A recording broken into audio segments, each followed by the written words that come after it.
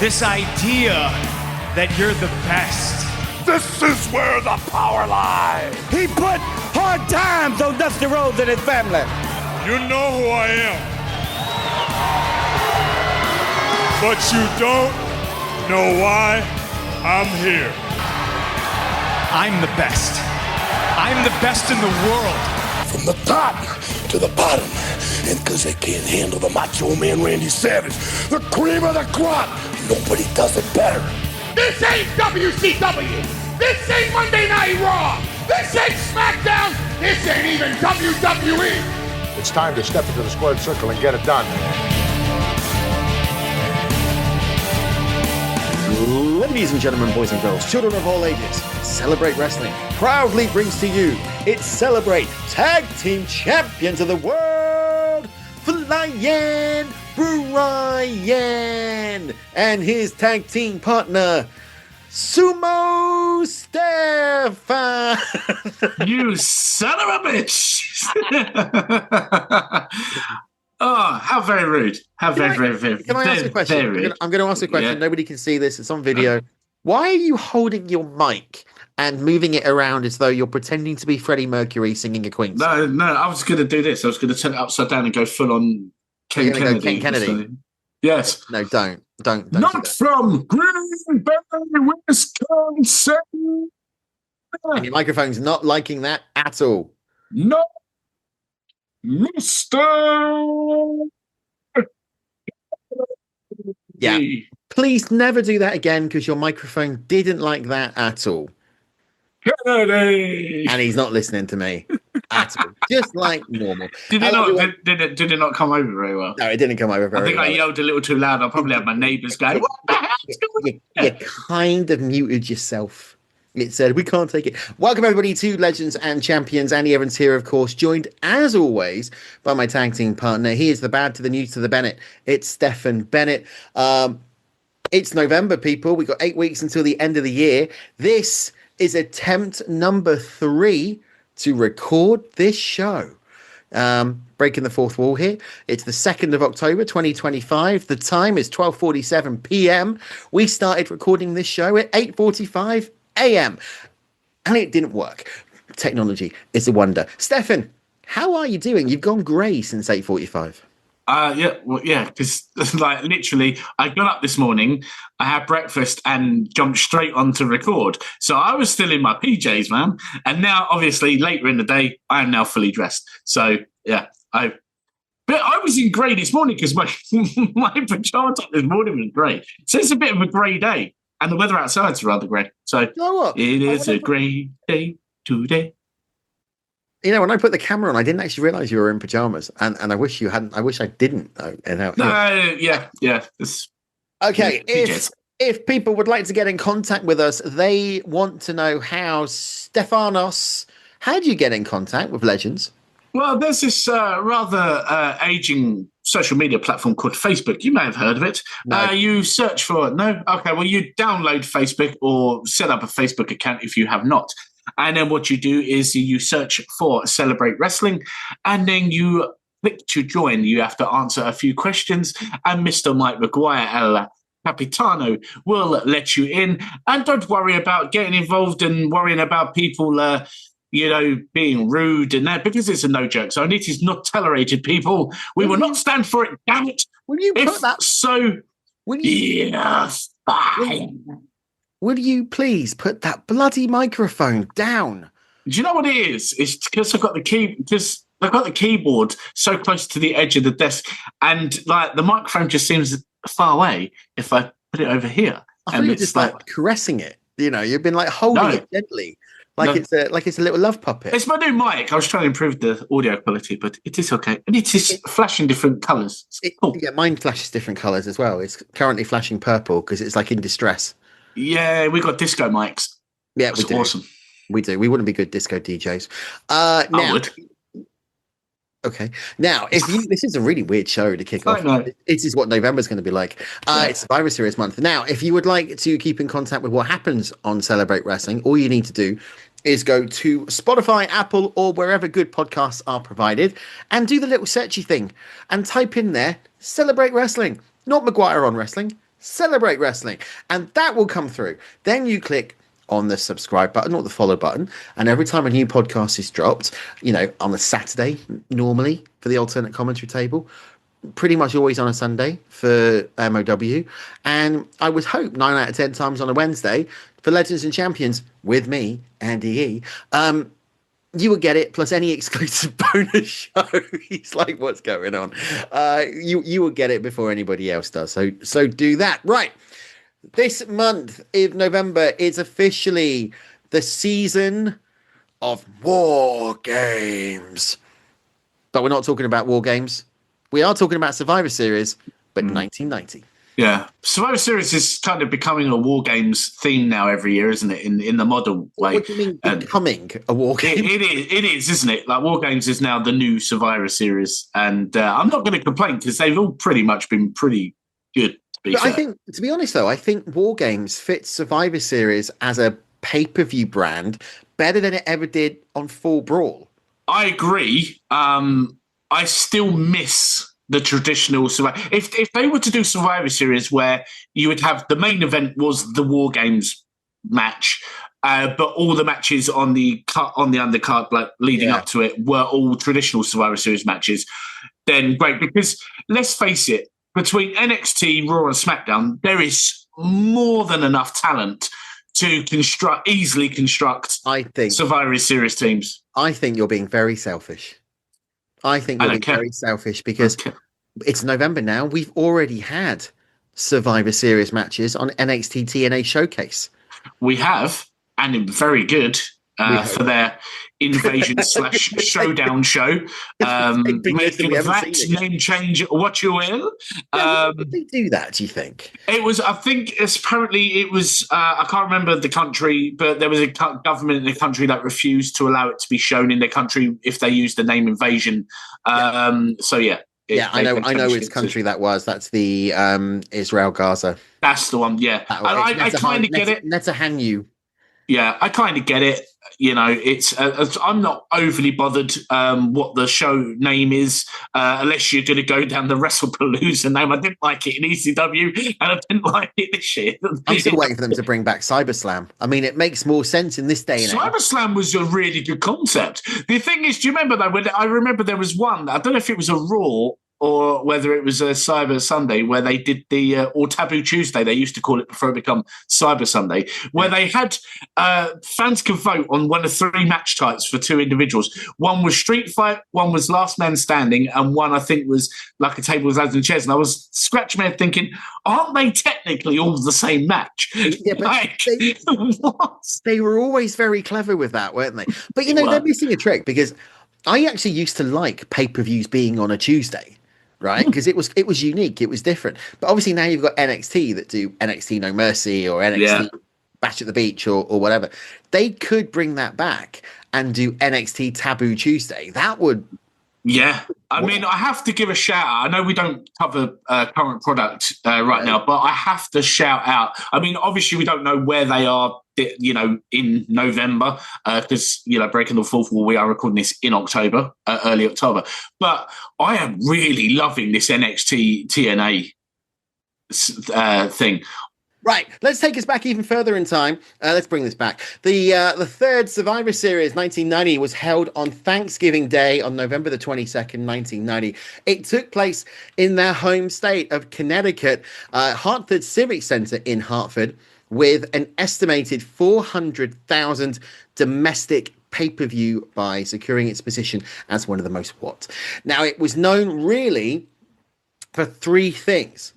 1, the winner-takes-all Survivor Series match, which I'm really surprised they never carried on doing that, because I love that concept. Same. So the sole survivors teaming up in the main event. Yeah. 2, the debut of the Gobbledy Gooker.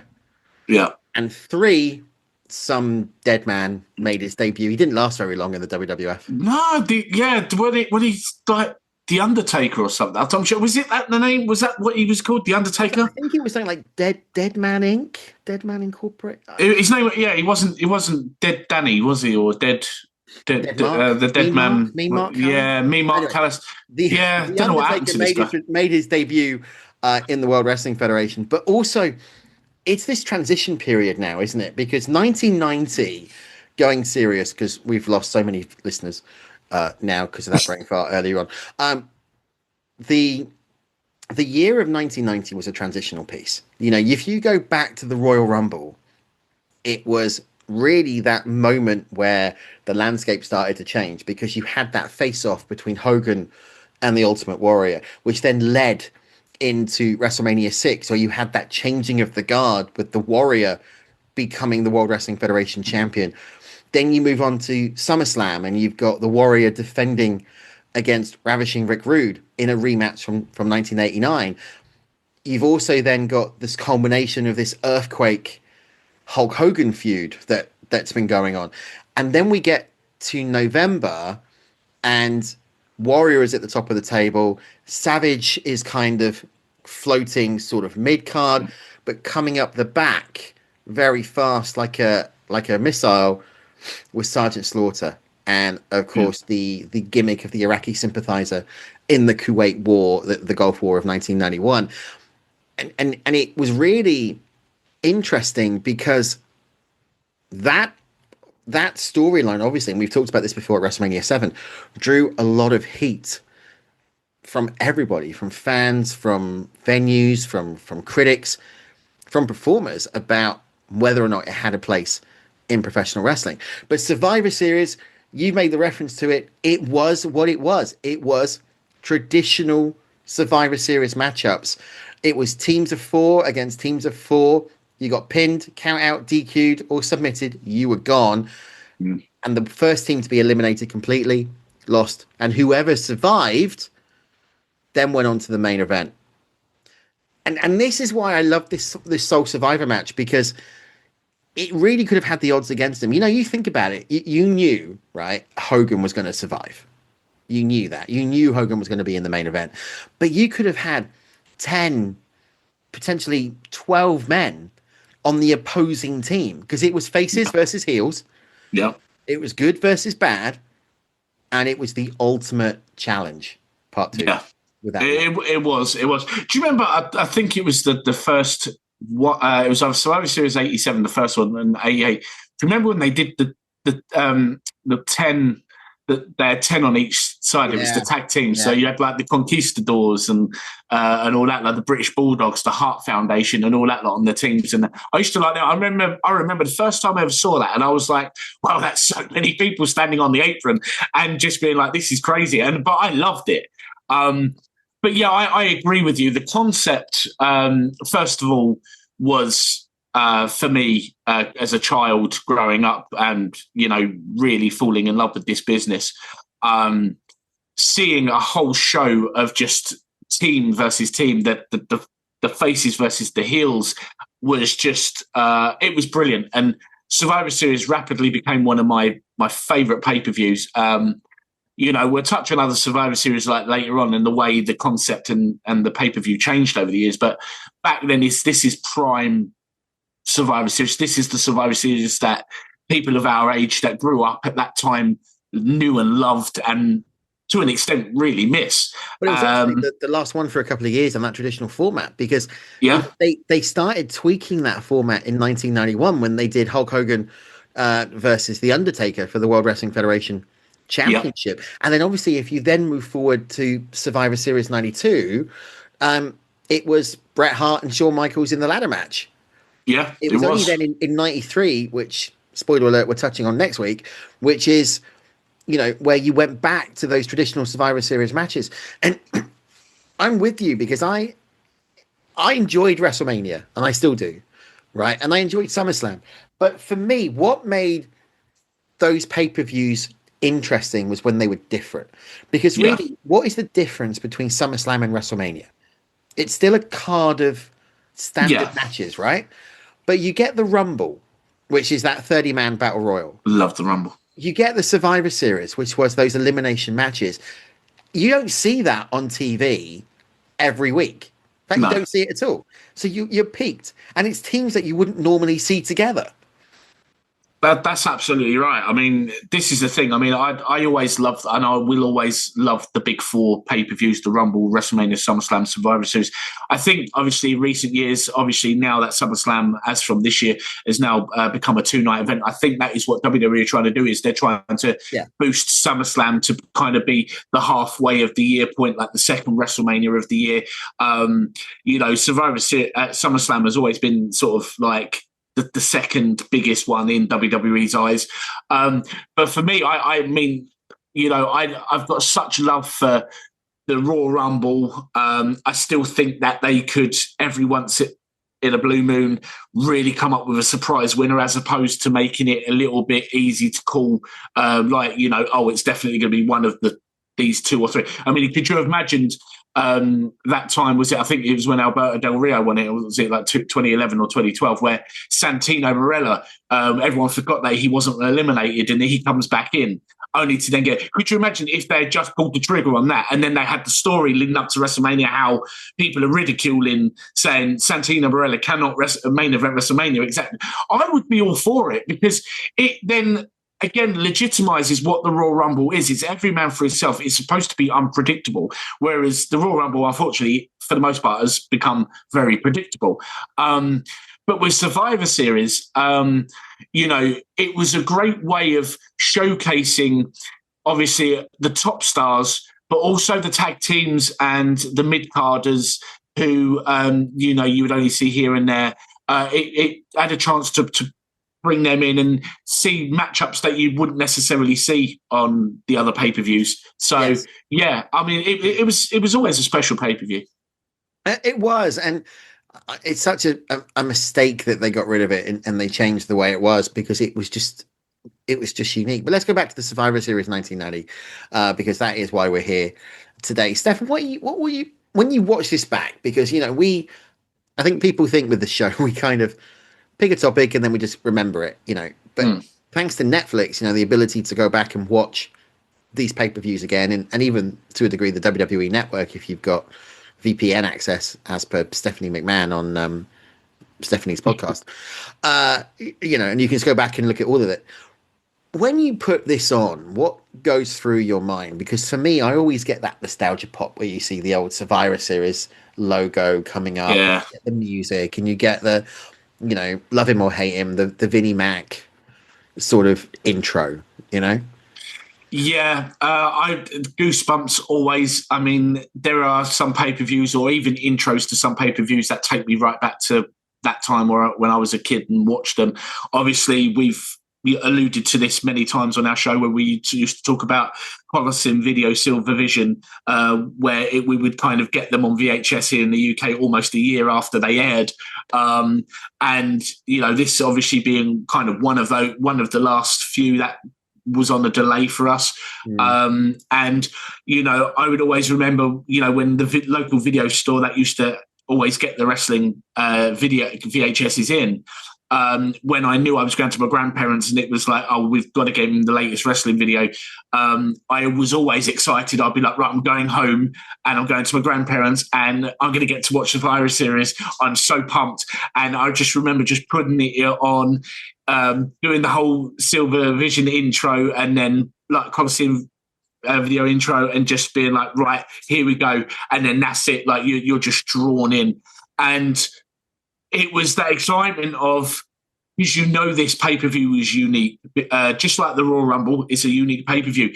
You're sort of thinking there, because we didn't have internet back then, you don't know if anyone's turned heel, if anyone's turned face. Is anyone going to screw anyone over? Who's going to be the sole survivors? There were so many dynamics and possibilities. And, obviously you're going in and then you've got this giant egg, and they're talking about, oh, what's inside the egg and this whole hatching thing. And you're like, oh, my God, yeah, as a little kid, what is in that egg? And it's just, it just suckered you in. And it was just great, great times. And it was just, when you think about the commentary team and when you think about the ring announcers as well, and it's part of the reason why I think we both love this show so much. The commentary team was Gorilla Monsoon, the Irresistible Force, and the Hot Rod, Rowdy Roddy Piper, who was exceptional on this pay-per-view. I mean, Piper was exceptional behind the mic. Let's let's not, let's call a spade a spade. When he had that motorcycle accident and that put him out, Piper, I think, really elevated his game being behind the mic. Oh, totally agree. Totally agree. And I think his popularity just increased because he just became, obviously his time out of the ring and spending time more time behind the mic, I think it really showed the personality and the lovable, cheeky side that Piper had. And I think from a fan perspective, you just fell in love with who he was, even more so. And I'm, although I'll always be sad and sympathetic that he obviously had that accident and he went through all of that ordeal, I will always be forever grateful for being able to have that time of seeing him behind the mic more, on camera, on commentary, a lot more. So we actually got to see more of Piper, the persona, as opposed to just the wrestler. Yeah, and I think that was a good thing because, everybody talk about Piper as being one of the greats, and he is, but his career was quite stagnated, if you will. He was late 70s, early 80s. He was there feuding with the JYD at NWA, at Starrcade. Bit of success in the World Wrestling Federation, took time out for 2 years after WrestleMania 3, returned back at WrestleMania 5 with the Morton Downey thing. He was very peak and trophy. He was never a constant run. He was like the part-timer before the part-timer contract became known. And I think what hurt Piper in that respect was because he could never get momentum going, and the fans were changing so continuously that you never really got to see Piper as Piper. Being behind the mic on the commentary, we always knew Piper could talk. I mean, that he was, he's Bobby Heenan, right? He's the wrestling version of Bobby Heenan. Yeah, he could always talk. And when you had that trio of him, Heenan, and Monsoon together, as you did at SummerSlam 91, that was gold. Yeah, because they could play off each other. But I was always concerned about these two on commentary because you always had the two faces. You had the face Gorilla Monsoon, you had the face Rowdy Roddy Piper. But Piper had this ability to very subtly do the heel line. Yeah. Without you knowing. Piper was always exceptional and a master of that whole thing of, I can speak and I can say everything, but I'm in control of everything I say. And if I want to throw a little bit, that was the thing with Piper. He would always leave a little something there to keep you guessing. And that's what I loved about him, was there was that element of unpredictability. I would suggest that Vince had a lot of trust in giving Piper a lot of exposure on the mic, because we know that Piper could get a little bit crazy now and again, and we loved him for it. But his work was brilliant, and how well he slotted in on commentary was fantastic. And as I said, I'm really grateful that we got to be entertained by him out of the ring as well as in. We're going to play the shot game now, but this time I'm going to do it. When I met Roddy Piper, when I was fortunate enough to get on the phone and have a phone conversation with Roddy Piper before he came to the UK for a spoken word tour. Yeah. And again, it's one of these lost interviews that unfortunately we're never going to hear again. But I remember talking to Piper, and he was just so open. He was, and sometimes with the legends, you kind of get this, not wall up type of thing, but you just kind of get this, I'm not going to talk to you. I've got a spoken word tour that I want to sell tickets to and all this. Piper just went, sod that. I'll tell you what you want to know. What do you want to know? And you ask him a question, and he was a DDP, he would go. And then I remember going to the live show in London. It was during the TWS era. And I went to the live show. Unfortunately, Dan and Toby couldn't make it, so I took two other people with me. And you could do the meet and greet at the end of it. And I obviously, had my copy of my book, the Piper book, as you do, being a bit of a mark and a fan. And I said to it, and I wore my TWS polo.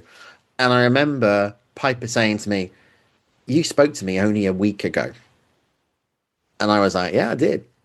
And we then chatted for about 10 minutes. And similar to your conversation about DDP a few weeks ago, there were people behind it. And he said, just stand over there. And once he got through that queue, he called me back over. And we carried on talking for about another half an hour. Genuinely nice guy.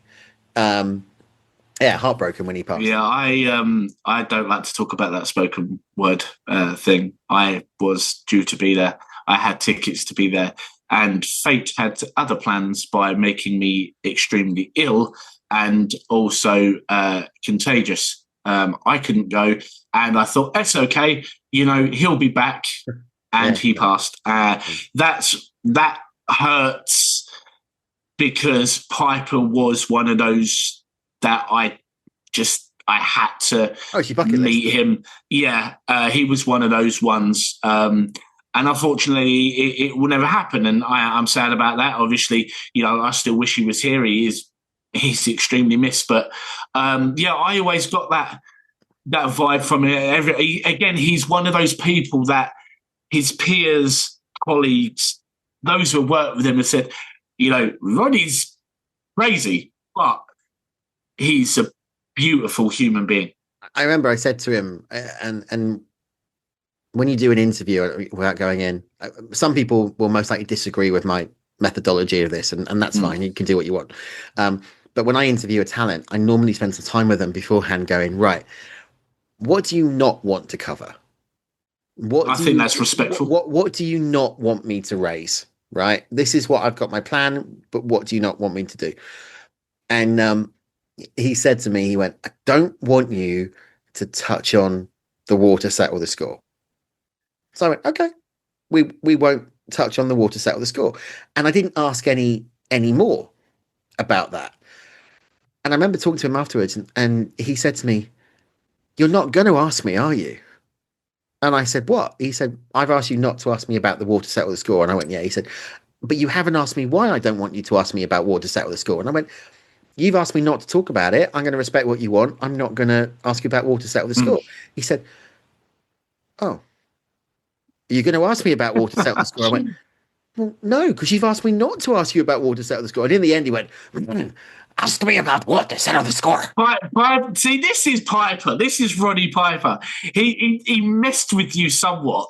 Again, it's true, isn't it? That just when you think you have all the answers, I change the questions. It's Piper. But do you know what? So he did that. He went full-blown Piper, and I went, well, in that respect, Mr. Piper, why didn't you want to talk about water settle the score? Do you know what he said to me? What? Do you know what he said to me? What did he say? I asked you not to ask me that. Exactly. See, it's Piper. And again, I know I'm so pleased for you that you got to have that authentic Piper experience with it, because that is Roddy Piper. And, and to be fair, this is the thing as well. Obviously, we want Celebrate Wrestling to grow. I've had this conversation with Mike McGuire. I've had this conversation with Andy Evans, and that we do believe there's potential for our shows to grow. And we do, as we've mentioned before, we want to try and hopefully be able to bring you guest legends onto the show to actually share their stories and about our career. And this is one of the reasons why I implore, just on the off chance that anyone connected with any of said legends or any of the legends happen to, for whatever reason, be listening to us two 40-odd-year-old men babbling about the good old days of professional wrestling, why I implore you to get in touch and join us, because Andy is not only a gentleman and, but the list of names that he has had the pleasure of interviewing over the years is up there with some of the absolute best. And honestly, if you want to have a respectful, enjoyable conversation with us, it's going to be led by Andy.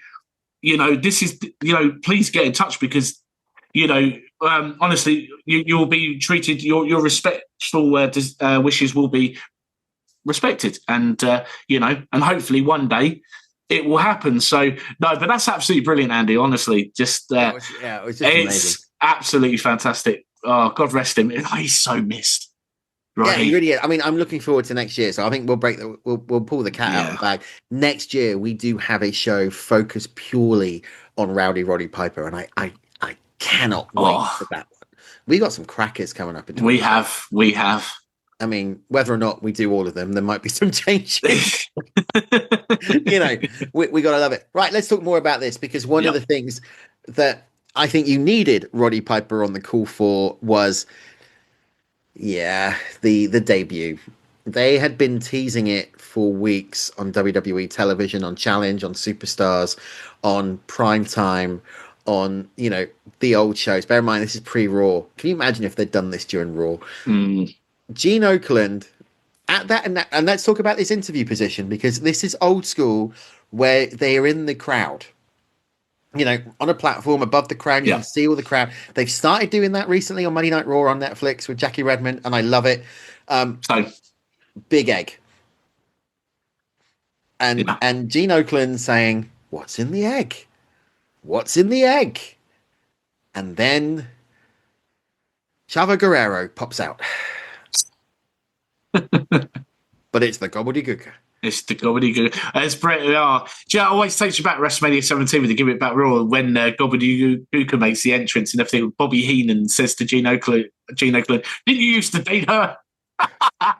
I wonder if that was Chavo in the outfit again, at WrestleMania. I don't know. I mean, I'm sure someone out there will know the answer to that. What's your take on this Gobbledy Gooker? Because Bruce Bickford has gone on record on Cody Rhodes' podcast saying, it was meant to have been the beginning of something. It was meant to have become the WWF mascot, just like the NFL teams have got mascots and the NBA teams. But we dropped the ball on it. I mean, you damn well did. I mean, it was a turkey, for God's sake. Yeah, you know what? I've honestly, remembering that far back the best I can, I remember just being left with a big, confused expression on my face, thinking, what? I don't get it. Obviously I get the whole Thanksgiving theme and all that lot, but I was like, all this hype for what? I just kind of am relieved that this is before the days of Todd Pettengill doing the hour-long pre-show where he would repeatedly talk about the same thing. If I had to listen to Pettengill talk for an hour on this mystery egg thing and we got that, I probably would have just gone, do you know what? No. Never again. Because Pettengill would have oversold it, wouldn't he? Exactly. I love Todd Pettengill. I marked out when he appeared, when NXT started doing the indie house shows and he actually appeared. I love Todd Pettengill. I really do. This isn't actually on him. It's the fact if Vince had got him to talk an hour to hype this egg up, and that's what we got. Could you imagine if it had been and I'm going back now to the 90s announcers. Could you imagine if this had started on WWF Mania, right? And you had Todd Pettengill and Stephanie Wyand starting to talk about it. Then it went to the Action Zone and it was Charlie Lim. And do you remember Charlie Lim? He was there for a cup of coffee. And I mean a very short espresso. It wasn't even a long cup. And then that was on the Action Zone. Then it would go to All American Wrestling and you'd have Gorilla Monsoon and Bobby Heenan talking about it. Then it would go to Superstars and you'd have Gene Okerlund talking about it. Then back to Mania again. And then on the pay-per-view. What, in all seriousness, what were they thinking? Because they wanted a mascot. So you do a turkey. You could only bring it out at Survivor Series. Yeah, it's one of those ones where you just think, what was going on with Vince and that, then create it at that time, like literally what was.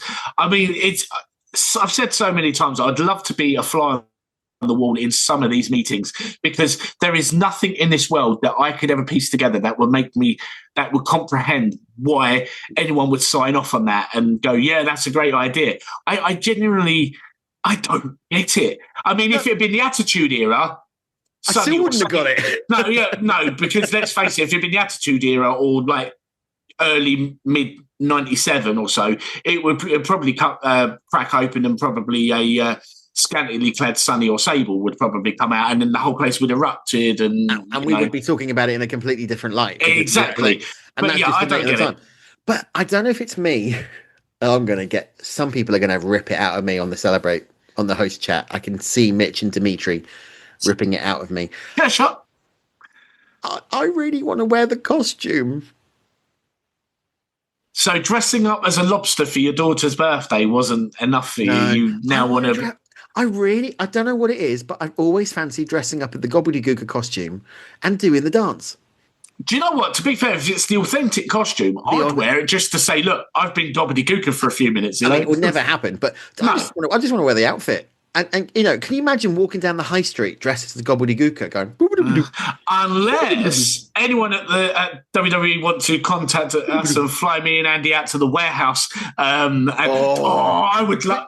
Could you imagine doing a show out of the WWF warehouse? Yeah, we could a video show as well, where we can actually look at and see.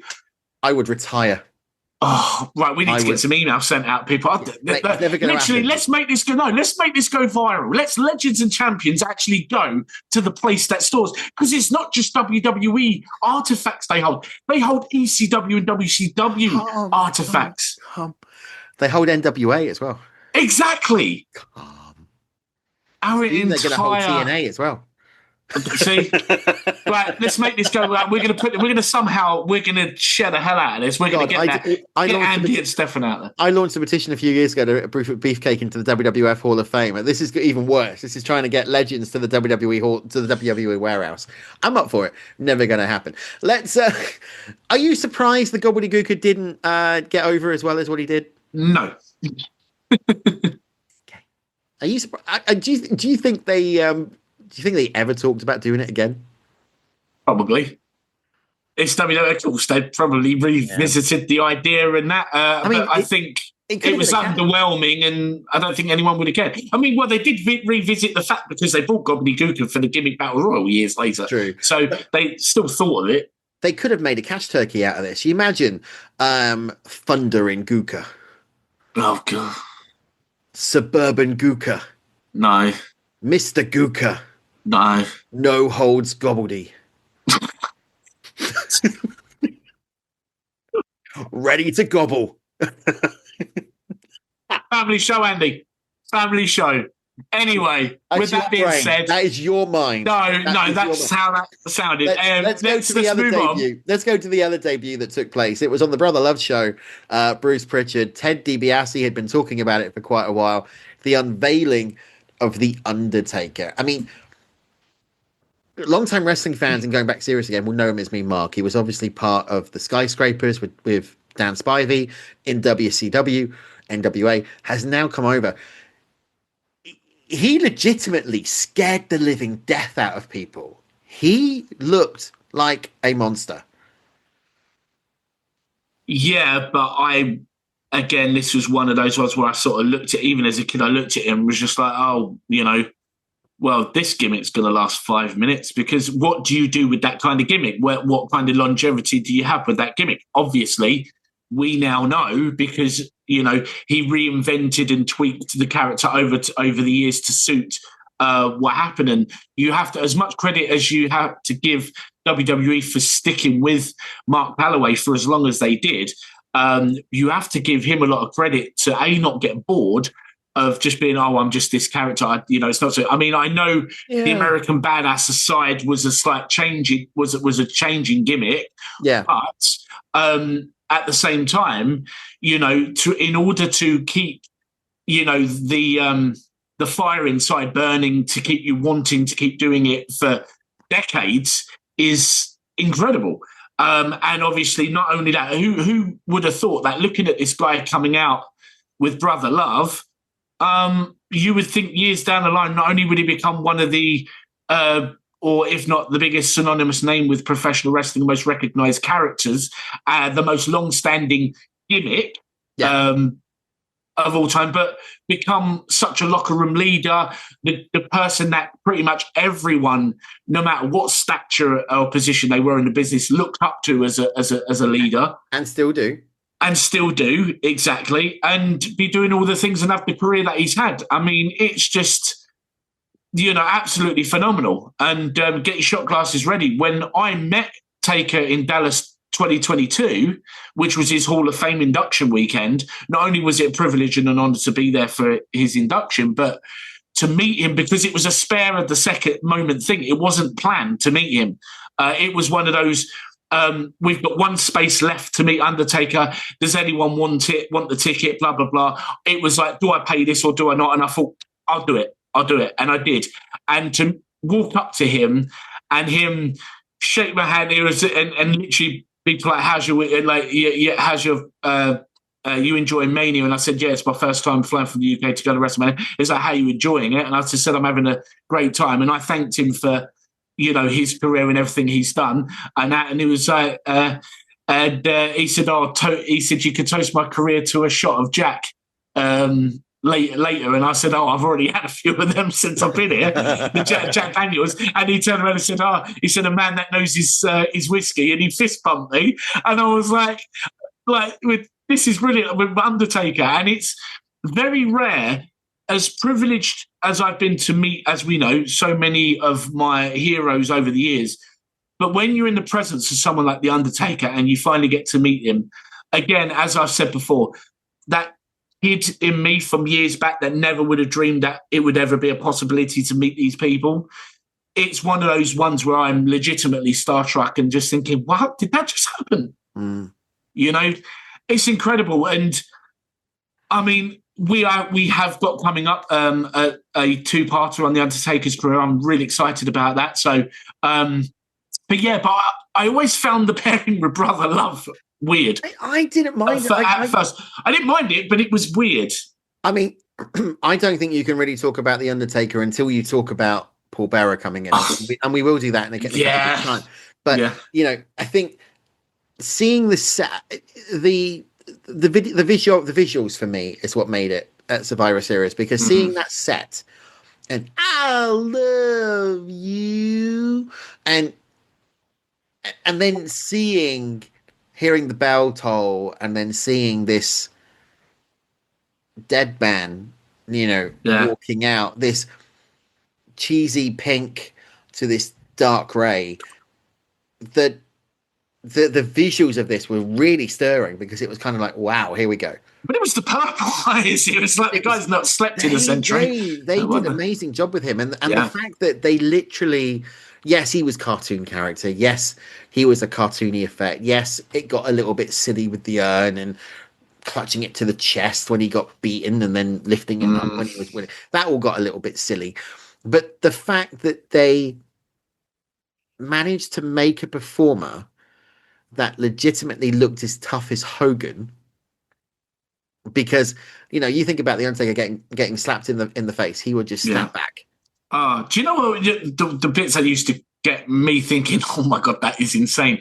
I think it was the first Royal Rumble he was in, where everyone was sort of hitting him and he was just sort of like just no effect on him, and they would do that thing where they would sort of back him up in a corner, they'd hit him, or he would duck underneath, and he would do that thing where he just literally, his hand would go right across their throat, and he would do that thing where he was like applying pressure to their throat, and the camera would get a great shot of him rolling his eyes at the time when he was doing it, and you are literally like, and then he would just sort of like let them go, turn his head, turn his body almost like machine-like, and then just casually just stroll across the ring to the next opponent, like that he was going to get a hold of. I mean, you used to watch this and just think, wow. And then obviously, as we know over the years, it becomes synonymous. The sit-up, the way he would sit up. I mean, honestly, it used to give me goosebumps every time I'd see it. And then obviously with Paul Bearer, I know you said it got a little bit silly, to an extent it did, but him at ringside where he sort of raised the urn and then like hold the urn up and then raise his hand, and then the Undertaker would sit up on command, like you would just sort of think, oh, you're in trouble now, like you just along for that ride. And it's incredible. What a career. Absolutely, but you only got to wait 2 weeks and we'll be talking about it. Right, let's look at the matches that took place at the Survivor Series, because we kicked it off with a pre-show match. It was dark. I don't think it's ever been aired. Shane Douglas defeated Buddy Rose. Nothing recorded on that one because it's not a legitimate match. And then we're on the pay-per-view, ladies and gentlemen, and we kick it off with the Perfect Team. And the names in this: Mr. Perfect, Kurt Hennig, Axe, Smash, and Crush from Demolition, facing off against the Warriors. The Ultimate Warrior, Hawk, Animal, and the Texas Tornado. And you know what I'm going to do now, don't you? What? We're going to bring out the rest in peace count. because only 2 people in that entire match are still alive. Yeah. And that's Axe and Smash. Bobby Heenan and Mr. Fuji were both obviously at ringside. Yeah. It lasted 40 minutes and 20 seconds. The sole survivor was the Ultimate Warrior. No surprise. No surprise. He defeated Axe by pinfall in 3 minutes 23. Now, Smash, Crush, Hawk, and Animal all got disqualified. Mr. Perfect eliminated the Texas Tornado, and then the Ultimate Warrior eliminated Mr. Perfect. So, going through to the grand finale, the grand survivor match, is the Ultimate Warrior. Yeah. That was kind of a trick they used to do back then with Survivor Series. It was a good way of kind of eliminating people. So there was always at least almost one every match where someone would get the double count out or a double disqualification, or what someone would get disqualified. And, this is, again, I was meant to mention this at the start of the topic, was another thing that I loved about Survivor Series back then was some of the teams you'd look at and just go, wow, so-and-so's teaming with them. Yeah. And, I mean, the Legion of Doom and the Ultimate Warrior, I mean, I was never a massive Warrior fan, but wow. Those, and then you throw, Kerry Von Erich in at the Texas Tornado, you throw him on that team and you just think, wow, that is a team. Now, the Perfect team, Mr. Perfect, Kurt Hennig, loved him. Bobby Heenan, Mr. Fuji, loved them. Axe and Smash, loved them.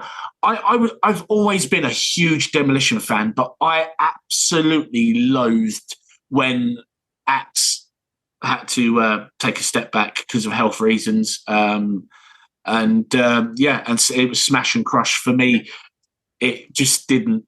You can see why they out Bill Eadie so quick, because he was on the way out. I was like you. I didn't like Crush in this gimmick. No, I liked him as Kona Crush. Yes, Kona Crush with the Hawaiian moped. The orange and the purple. Yeah, looks like my local team, Gillingham Football Club's third shirt. It's brilliant. Let's Same go colours. Wrexham. But then rude. I know. But the Crush that I loved out of all of them was the Mr. Fuji 1994. Yes. Because I don't know what he did. Obviously, he dropped a lot of weight. Yeah. Because in 1991, he was quite stocky. 1993 was quite stocky. 94, he seemed to shoot up and just lose that weight.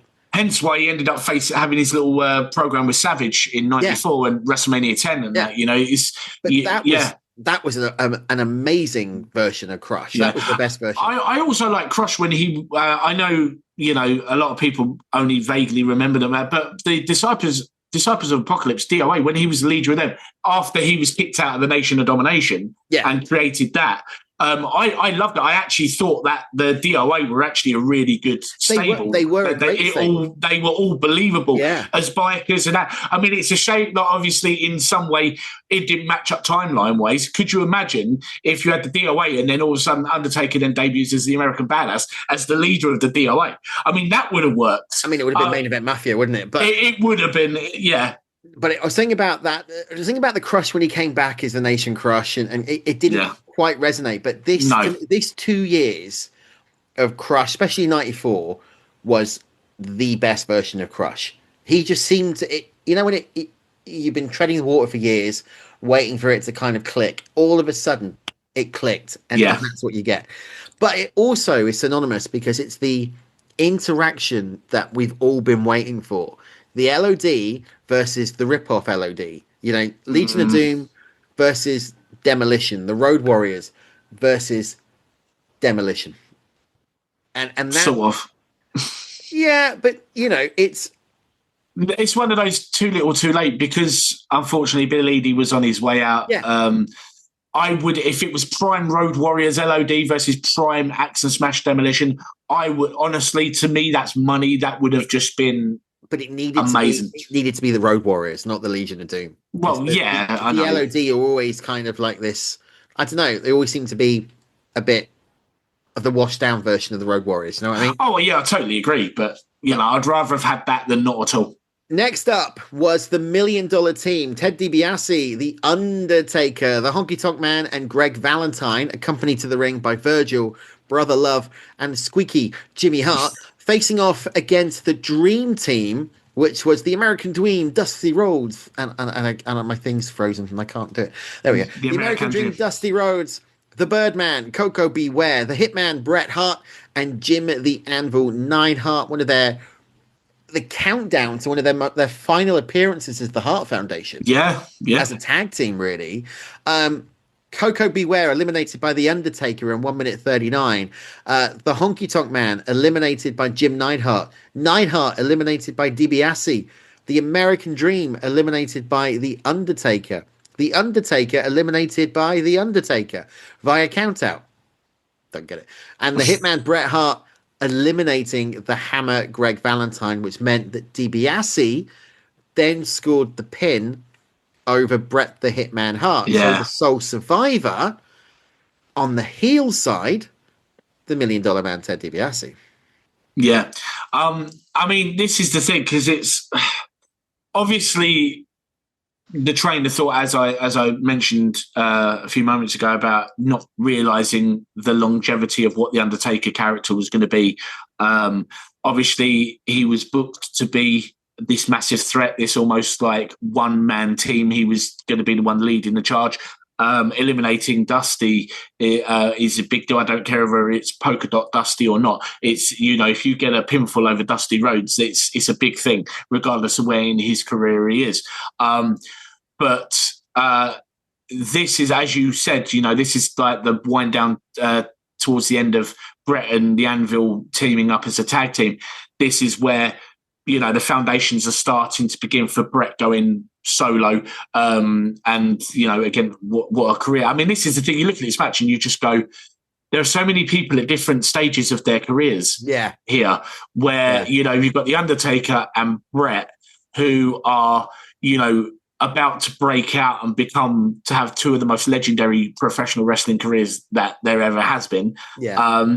You got Dusty that's kind of winding down a little bit. You got Coco, who was kind of, just what Coco, he was just there, wasn't he? And then obviously I think because Coco ended up teaming with Owen, didn't he? Yes, he did. High energy, yeah. And then obviously Jim would also team with Owen for a little while.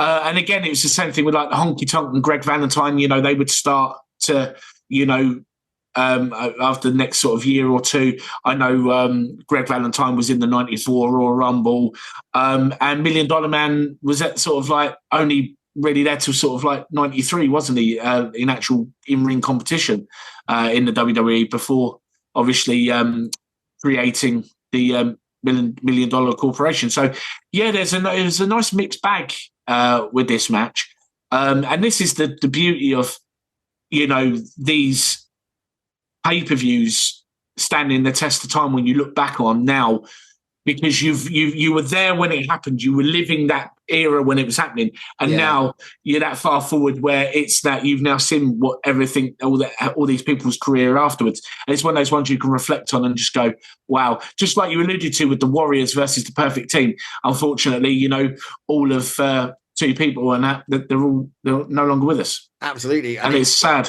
and it brings it home, doesn't it? It really does. So what we got? Final Survivor, the Ultimate Survivor match. We've got the Ultimate Warrior. We got Ted DiBiase, one face, one heel. Brings us on to the fourth match. This is the Visionaries, the model Rick Martel, the Warlord, Hercules, Paul Roma, Power and Glory, accompanied by Slick, excuse me, facing off against the Vipers, Jake the Snake Roberts, Superfly, Jimmy Snuka, Shawn Michaels, and Marty Jannetty, the Rockers. Back in the day, I think when you saw this match, you went, oh yeah, it's going to be the Rockers. They're going to do it. They're going to get all the way there. They're going to survive. No. But it didn't happen. And I didn't, what you just said, I didn't think that either. The thing with the Rockers were, they picked up some wins, some big wins here and there, but I found they lost a lot. And I think, again, this is another point in time where we're starting to see, we're starting to gradually see the end of the Rockers coming. Shawn is about to go off and become the star he was as well. We talked about Brett and Taker. Shawn's another one. Jake, again, this is coming into his final sort of year and a half or so with the company. This is just before we get this really weird heel turn, isn't it? Because, obviously 1991, WrestleMania 7, we've talked about the blindfold. Check out the Jake Roberts show for that one. Yeah. And then after that, he went dark, really, and you could tell he was on his way out.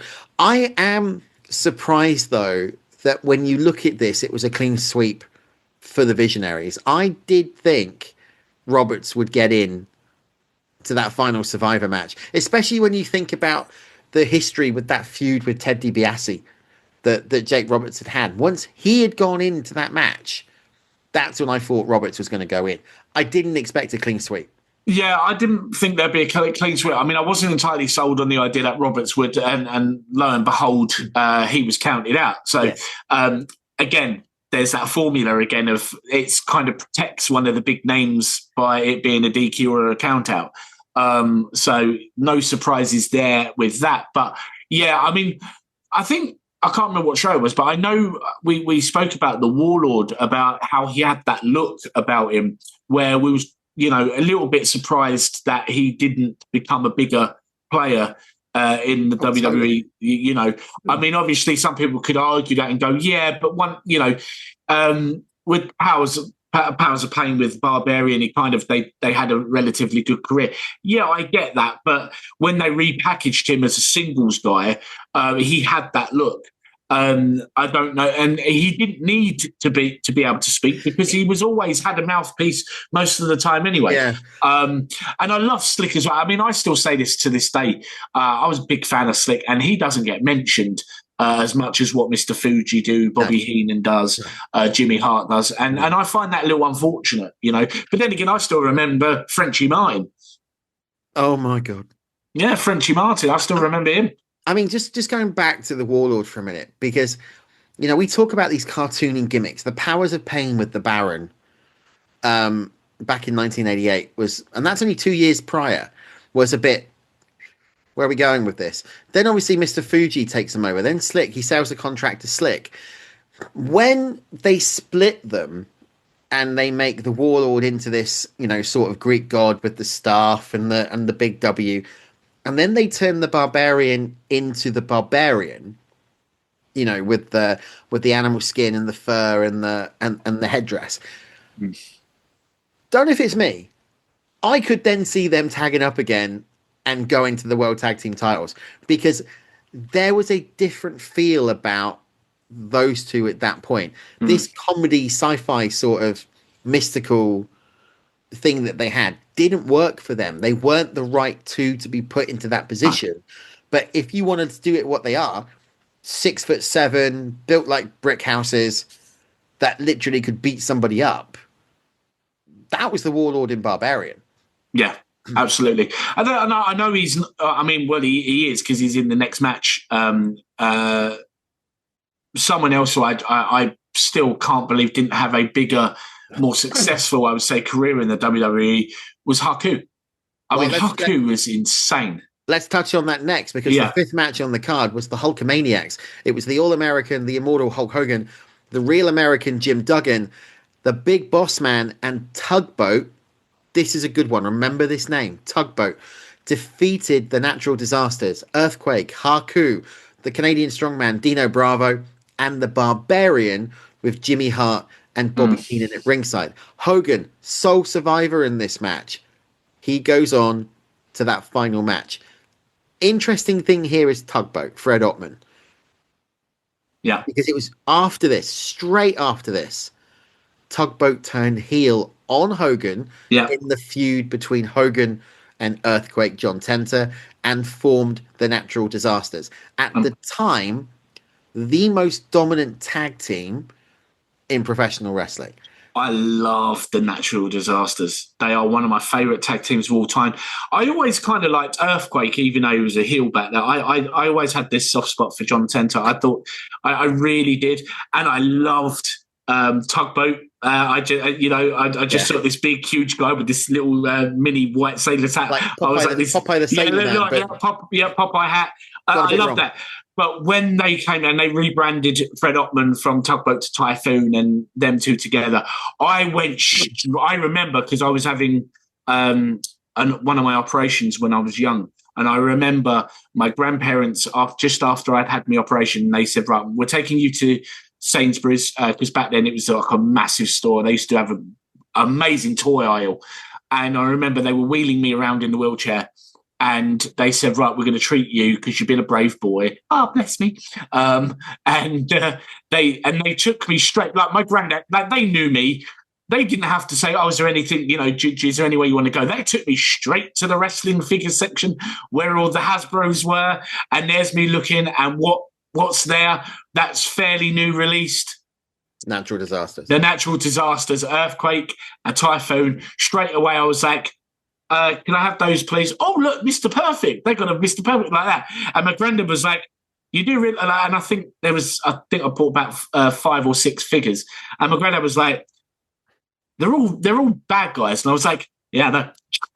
And I was like, "I've got most of the good guys, and I want some more bad guys." And I was looking at that then, but as soon as I saw the natural disasters, I was like, "Oh, there was just something about them, wasn't it? I mean, Earthquake when he was a singles worker was okay, but I think with Earthquake is they didn't really know what to do with him.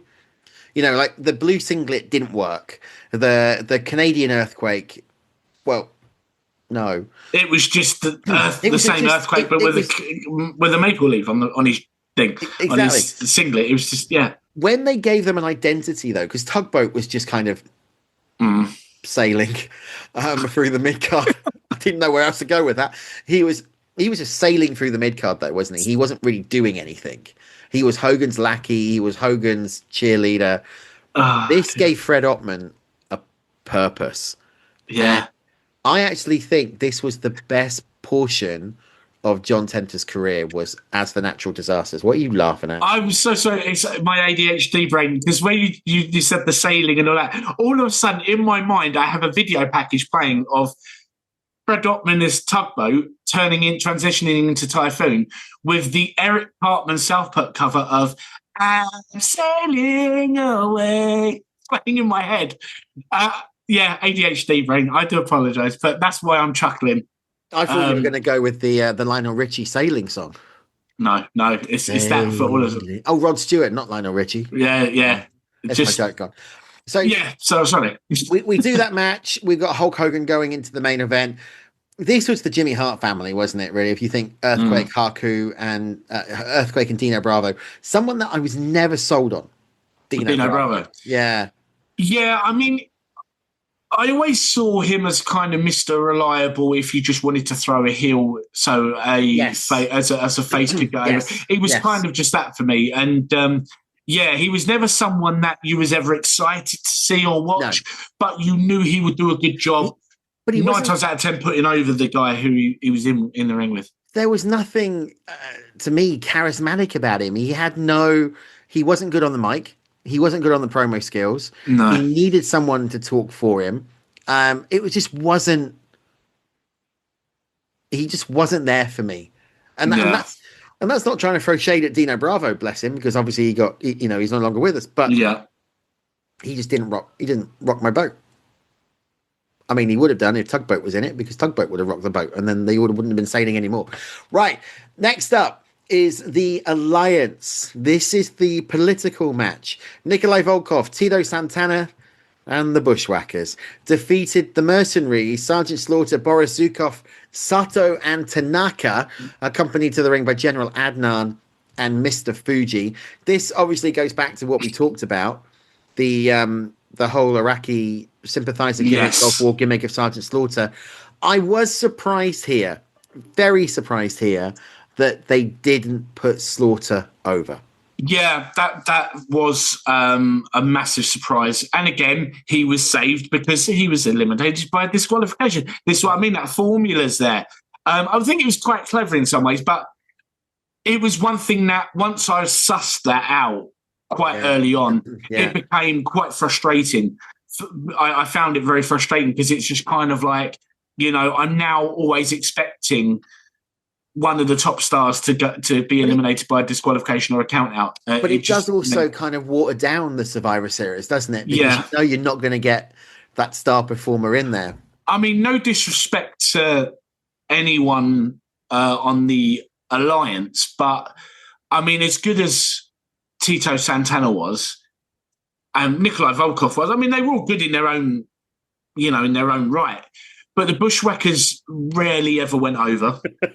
I'm surprised this one wasn't a clean sweep. And I'm surprised that Tito was actually survived it. So, considering the build-up we would end up having with Hogan and Slaughter, I thought this could have actually have ended up with the Sole Survivor match main event, ending on a bit of not a cliffhanger, but do you know what I mean? It ending on a note where it's Hogan and Slaughter probably still going at it after the bell, and but that wasn't Monsoon and that saying, look, this is far from but done. then that wasn't the direction they were going, was it? Because no, it wasn't. Obviously, it went Slaughter Warrior for it did, yeah. And in order to build up the him and Hogan thing. So yeah, I mean, I'm surprised they didn't go with when Warrior dropped the title to Slaughter at Raw Rumble, which was a surprise at the time, that they didn't have the Hogan doing what he did with Bret Hart at WrestleMania 9, have the coming out, consoling Warrior, and then be like, and then Hogan saying, well, let me tell you something, Mean Gene, this stuff with Slaughter and Adnan and Mustafa has gone far enough, dude, and, and then just do that thing, and then that being the build-up, and then maybe have Warrior come out going Hulk Hogan. Because that's on the subtitles. If you ever see, there's a video package on social media of just the Ultimate Warrior saying Hulk Hogan, like in all these promos cut together, and all the subtitles keep coming up with things like Hulk Hogan, and things like that because of the way it sounds like he's pronouncing it. Oh, Hulk Hogan. You, Hulk Hogan. You saw Hogan. It's just insane. Absolutely just insane. And you know what? I'm surprised they didn't go with something like that. But anyway, yeah, it was a shock that Slaughter didn't go over in this match. It was because huge shock. They were obviously building towards something because then obviously that brings us to the Sole Survivor match. Yeah. Not complaining though. I have to throw that out. We're not complaining because, as I said, sometimes I like to be surprised. I like to see the predictable not actually happen. No, and I get that, but I don't think at the time we would have thought it didn't about make sense. I don't think it made sense. Looking at it right now, because if you think about this final Survivor match, you have, it's one of the things that I liked about it, and I said earlier on, you didn't know what the odds were going to be. It was 5-on-3, 5 heels against 3 faces. You had Hogan, the Warrior, and Tito Santana facing off against DiBiase and the entire Visionaries team. But they did miss a trick here, okay? Because the Warlord was eliminated by Tito Santana, who then was eliminated by Ted DiBiase. If you're putting your Booker's hat on just for the minute, and I mean, bear in mind, we were 9 when this pay-per-view kind of took place, right? Yeah. But if you look at it logically, it was only a year earlier at WrestleMania 5 that the Rick Martel turned on Tito Santana, and you had that feud between Santana and Martel. So Santana to be eliminated by DiBiase, only for Martel to get eliminated by countout, didn't make any sense for me. No. I would have either gone Martel over Santana. It's another string to that. I was better than you all the way, or a double DQ. Yeah. Or a double count. I mean, that's the thing. In hindsight, you look at these things, you just think, I'm surprised they didn't do this, and I'm surprised they didn't do that. And again, my brain's kicked in. I just had a thought as well about how one of the things they could have done, which could have led up to the split of the Rockers, is if they had Mighty Jannetty make a mistake, and it led to Shawn Michaels being eliminated in their Survivor Series match. If Mighty Jannetty had been the one that had randomly ended up in the main event as a sole survivor with Hogan and Warrior, if we'd actually had Shawn Michaels come out and actually super kick Jannetty, got him eliminated, then done that whole thing where obviously definitely the eyes are on, has he turned heel, but tease it where, like they did, where he's like, look, I know things have been awkward between us, things that, you know, we're not been on the same page, and do that whole are the Rockers and still together on the same page, and then done the whole thing with the barbershop window. Just, I think that would have been a really cool moment, just to throw in a little bit more light on what's going on with the Rockers thing. But that's just me. But yeah, it was bizarre bookings. I mean, I personally don't think Tito needed to be there. I mean, I think that having Hogan and Warrior as the only two against the team of 3 or 4 or 5, like, have the odds really stacked against them numbers wise, and then probably, you know, you would have had Hogan and Warrior go over. But the thing is, though, on this match, the minute you saw Hogan Warrior as the two faces, you knew it was going to be them. Yeah. But just to go back to the point a minute ago when you talk about Slaughter, what would have made sense in this match? Would it have been for Slaughter to have taken out Hogan? And then that face-off between the Warrior and Slaughter, which then would have led into the Royal Rumble. Yes, because if Vince hadn't have had we need to send the crowd home happy with the faces winning, we could have had the situation where Hogan is taken out of the match and then had Slaughter cheat to beat Warrior and be like, I pinned the champion, I should be number 1 contender, have the face of the whole thing, like, and Slaughter holding the that would have been major heat, like having, you know, the defector in the middle of the ring with the Iranian flag being waved with Adnan and that, holding the WWF championship, and then it will get made official for the Royal Rumble and then gone down the route that they went. But, you know, hindsight's a wonderful thing, and it was a different era. But I mean, you still could have had the Warrior go over. Why have we not been booked as creative? Like, you know, because we were 9 years old, mate. Yeah, no, but I mean, now, I mean, we could probably still do a better job. Well, yeah, especially if we went to work for AEW. Both. I mean, even WWE's got going back to bad habits. So, you know, right. That was the 1990 Survivor Series. Bit of a weird one. It's kind of gone all over the place, hasn't it? This show, but it's been fun. Yeah, it has. I mean, this is like I said, it's great to go back and see how these stood the test of time. Shall I say? Some of them haven't. Some of them haven't, but that's okay. That's okay because, you know, I mean, it's okay to be baffled by some, because that's, you know, some of the quirkiness of professional wrestling, isn't it? You know, things can be unpredictable. Things can make absolutely zero sense. Some things should have been pulled off better than they were.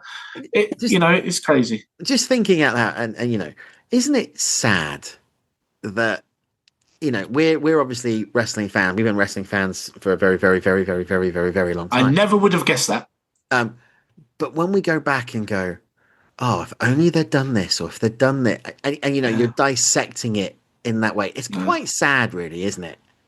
You know, that you do that, because we're not enjoying it as fans anymore. We're kind of looking at it, critiquing it too much. We've been in the business as well. Yeah, we become more critics. That it comes across that we're more critics than fans. And, you know, we're watching the old school stuff, which we love, but still going, oh, they could have done this. But that's okay, because at the end of the day, we loved it when we first watched it. I would never change how I felt at that time, even with things that I didn't like. I wouldn't necessarily have changed it in terms of my experience with it, but I would have gone back and gone, I would have probably have changed that and made that better, or I would have done this. Maybe that's maybe we should do a bonus show on the YouTube channel, not live.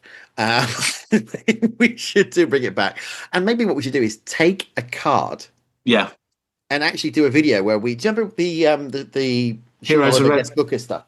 Yes. Where they we also did a little bit of the Heroes of Wrestling, didn't we? Where we said we could have switched it around to protect the whole Jake Roberts situation. Where they did timeline. Yeah. Maybe what we should do is take a card or take a period of time and see how we would have rebooked it. And then what storylines would have been afterwards. Yeah. We could do a video. Well, if we're going to do this one in the future, because we've already done the live show thing that we were going to do, maybe we could get the listeners involved. They can throw some suggestions of some pay-per-view cards. And Andy and I'll have a chat off air and we will pick one, and then we will go and we will focus on that one. It would be good to do a series of it. We could do one from the 80s, one from the 90s, 80s, 10s, absolutely. Whatever. Right. Absolutely. Talking about pay-per-views that you either like or you hate, next week, it's Survivor Series continues. No, it doesn't. Yes, it does. Does it? Yes. Survivor Series 93. Yeah, but weren't we doing part 1? and then doing Survivor Series 19? No, we were doing back to back on. So next week, it's that's blowing me. Next week, I'm keeping it in. I'm not taking it out. Hey, I don't edit the show. Next week, Survivor Series 1993, the Foreign Fanatics versus the All Americans. Why are we doing that one? Because it had a dead man in it. Yeah, and that will lead us up to a special 2-part bio on the dead man, the phenom, the American badass himself, the one and only The Undertaker, which Andy and I are really excited to get into because there's so much to fit in on a two-parter. It really we is. are going to do that show very differently because I haven't told him this yet. We're not going to separate it. Oh, is it just feature length? No. It will be 2 shows, but I'm just going to cut it. And then the next week's show is just going to pick up straight after. There's going to be no intro. So we're going to record it as a feature length, but it's going to be split into 2, which will come together seamlessly. You guys will need to listen to the first week to know what the hell we're talking about. We're just going to continue it. What we find sometimes is when we do these things and we split them and we come back, that couple of seconds can so we're going to run it through. It could be that the first show is an hour. It could be the second show is 35 minutes. Who knows? We're going to run it through. We're going to cut it, and then we will continue the conversation on. Yeah. Do you know what I'll say about my ADHD brain, right? Do you know, this whole time we've been talking since match number 4, the Visionary, when we was talking about the Visionaries and that, I've had one thing go around in my mind when you mentioned Hercules. And that was where Rugged Ronnie Garvin was guest ring announcer for the Greg Valentine and Hercules match, where he absolutely hilariously buried Hercules and it was one of the Valentine best. On the mic. Honestly, if we ever do touch on that SummerSlam, hopefully Andy will insert the ring announcing from Ronnie Garvin in there. Because if you don't remember it and you haven't listened to it, honestly, it was one of the funniest things at the time. I loved it. It was hilarious. It's in the plan for SummerSlam season next year. There we go. See, it's going to be done. That. You know, that. but I don't know if you were going to insert that in there. That's not good. But I will now. Yeah. Right, that's it for us. We'll be back next week with more Legends and Champions, continuing the Survivor Series theme. Now, if you want to keep in contact with us at Celebrate Wrestling, you can do. All you need to do is head over to the Facebook group, search for Celebrate Wrestling, click on follow. You'll be let in. And it's a no-jerk zone. So you can interact with me and Stefanos and all of the hosts.